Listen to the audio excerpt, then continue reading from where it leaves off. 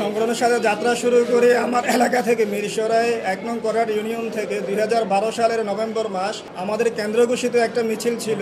মিছিল থেকে আমরা মিছিল শেষ করি। মিছিল থেকে আসার পথে স্থানীয় ছাত্রলীগের গুন্ডা বাহিনী আমাকে এবং আমার সাথে যারা ছিল তাদেরকে হঠাৎ করে আমাদেরকে আটক করে তাদের কার্যালয়ে নিয়ে যায়। কার্যালয়ে নিয়ে যাওয়ার পরে আমাদেরকে ওখানে অমানসিক নির্যাতন করে। নির্যাতন করার অনেকক্ষণ পরে প্রায় ২ ঘন্টা পরে আমাদেরকে থানায় পাঠিয়ে দেয়। থানায় পাঠানোর পরে থানায় আমাদেরকে ২টা মামলা দেয়। ২টা মামলা দিয়ে ৭ দিনেরও রিমান্ড চেয়েছে। আদালতে পাঠিয়ে দেয় আদালত। ম্যাজিস্ট্রেট কোর্ট আমাদের একদিনের একটি মামলা একদিনের রিমান্ড মঞ্জুর করে। রিমান্ড মঞ্জুর করার পরে তখনই আমাদেরকে কারাগারে পাঠিয়ে দেয়। তখনই আমি ছিলাম মাত্র ক্লাস 10-এর ছাত্র। আমার বয়স ছিল মাত্র 18 বছরের। পরেও আমার একদিনের রিমান্ড মঞ্জুর করেছিল। তখন আমি সব মাত্র দাখিল পরীক্ষার টেস্ট পরীক্ষা দিয়েছিলাম। টেস্ট পরীক্ষা দেওয়ার পরে তখনই আমি অ্যারেস্ট হয়ে যাই। এরপরে আমি কারাগার থেকে বের হই প্রায় 2 মাস পরে। আর তখন মাত্র দাখিল ফাইনাল পরীক্ষার 3 দিন বাকি ছিল। তখন আমি এলাকায় আসি। এলাকায় আসার পর আবারও পুলিশি নির্যাতন, ছাত্রলীগের নির্যাতন। বাড়িতে থাকতে পারছি না। বিভিন্ন জায়গায় গিয়ে আত্মীয়স্বজনের বাড়িতে গিয়ে এক এক দিন এক এক জায়গায় গিয়ে আমি আমার দাখিল পরীক্ষাটা কমপ্লিট করি। দাখিল পরীক্ষা কমপ্লিট করার পরে এরপরে আমার রেজাল্ট দিল। পরে আবার আমি মাদ্রাসা আলিমে ভর্তি হই। আলিমে ভর্তি হওয়ার পরে আমি আর ক্লাস করতে পারি না।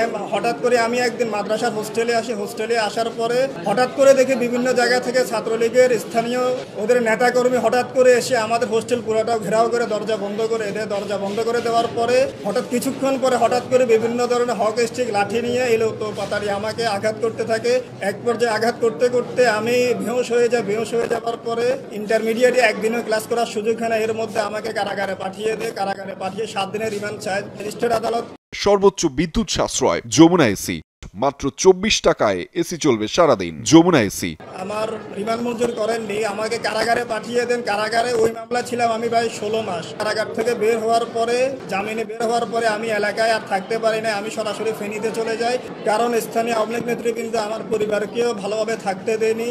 বিভিন্ন মানসিক নির্যাতন, শারীরিক নির্যাতন, এত নির্যাতন নিষ্পেষ সহ্য করার পরে আমি সিদ্ধান্ত গ্রহণ করি এই এলাকা থেকে আসলে আমার পরবর্তীতে আলিম পরীক্ষাটা দেওয়া সম্ভব হবে না। এরপরে আমি ফেনী চলে যাই। ফেনী থেকে আমি আলিম পরীক্ষাটা শেষ করি।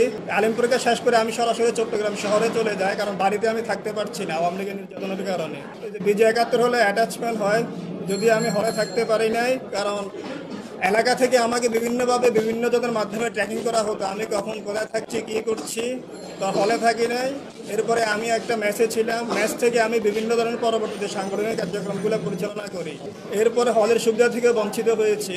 এরপরে আমি যখন হঠাৎ করে একদিন এলাকায় গেলাম আমার একটা দরকারে, হঠাৎ করে থানায় পুলিশকে কল দিয়ে ওরা আমাকে মোবাইল দিয়ে ট্র্যাকিং করে। ট্র্যাকিং করার পর রমজান মাসে মসজিদ থেকে বের হওয়ার পরে আমাকে পুলিশ, ডিবি পুলিশ দুই দিক থেকে সিএনজি করে এসে আমাকে থানায় নিয়ে যায়।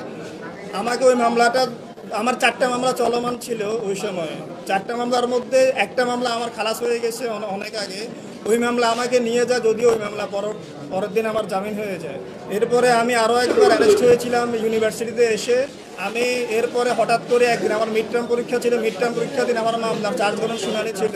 চার্জ গঠন শুনানির দিন তো আমি পরীক্ষার কথা চিন্তা করে আর দিন আইনজীবীকে বলেছিলাম সময় আবেদন করতে। আদালত সময় আবেদন মঞ্জুর না করে চার্জ গঠন করেন এবং ওদিন আমার মামলার ওয়ারেন্ট জারি হয়ে যায়। ওয়ারেন্ট জারি হয়ে যাওয়ার পরে কয়েক মাস পরে আমি যাই, হাজিরা দিতে যাই, আত্মসমর্পণ করতে যাই। ওখানে আমাকে জামিন না দিয়ে আদালত আমাকে কারাগারে পাঠিয়ে দেওয়ার আদেশ দেন।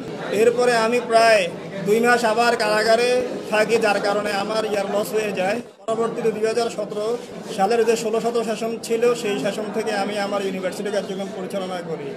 আমি হলে থাকতে পারি নাই। বিভিন্ন বাসায় থেকে আমি আমার যে বিশ্ববিদ্যালয়ের যে সংগঠনের সেটা মূলত করা শুরু করি।